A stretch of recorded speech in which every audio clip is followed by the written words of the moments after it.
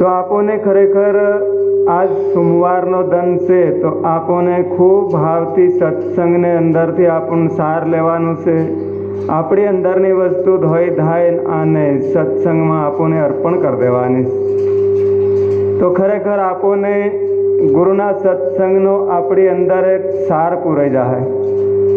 સાર આપણી અંદર પૂરા હે એટલે આપણને આત્મા એકદમ જાહે તીને દન આત્માને કામ લાગે. તો એની હારું આપણને આવવું પડ્યું અને એની હારું આપણને સોમવારના સત્સંગમાં આવવું પડે.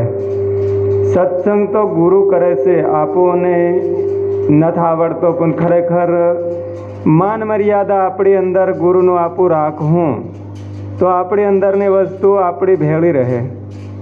આપણું માન મર્યાદા નહીં રાખવું તો પછી ગુરુ આપણને કહે છે અને આપણું સાંભળે ને આને ભૂલી જાય.